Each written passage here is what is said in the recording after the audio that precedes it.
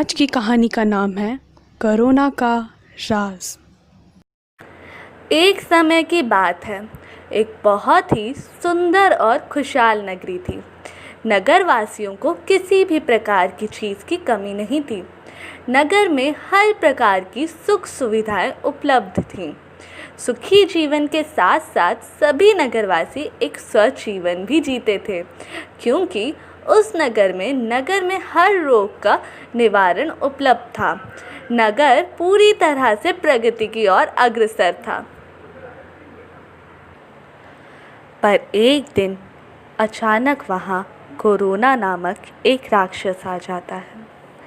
नगरवासियों को उसके आने का अंदेशा नहीं हो पाता, क्योंकि वह राक्षस काफ़ी ताकतवर और मायावी होता है। धीरे धीरे वह कुछ लोगों को अपने कब्जे में ले लेता है।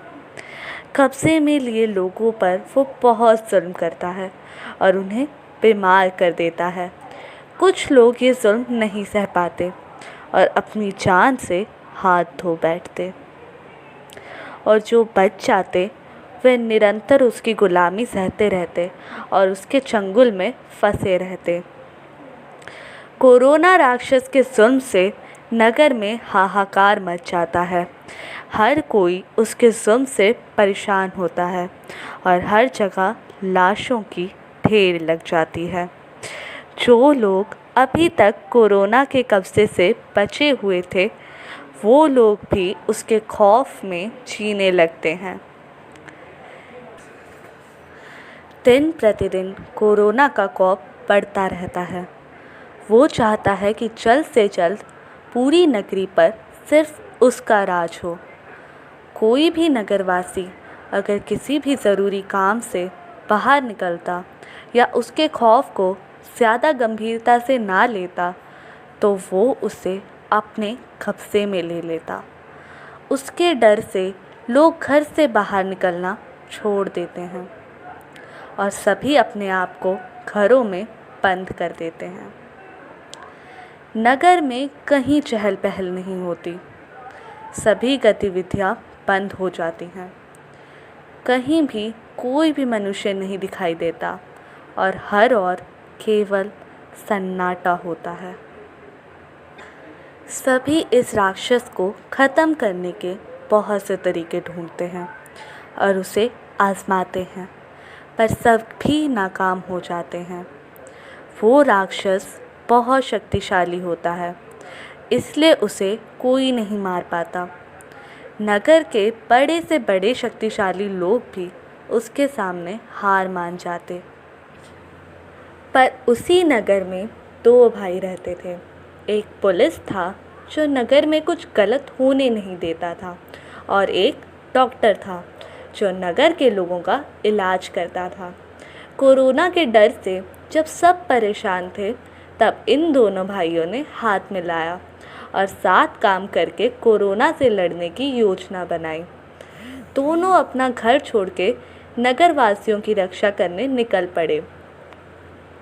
सबसे पहले वो दोनों नगर के मुखिया के पास गए और कोरोना राक्षस को मारने की योजना बनाने लगे।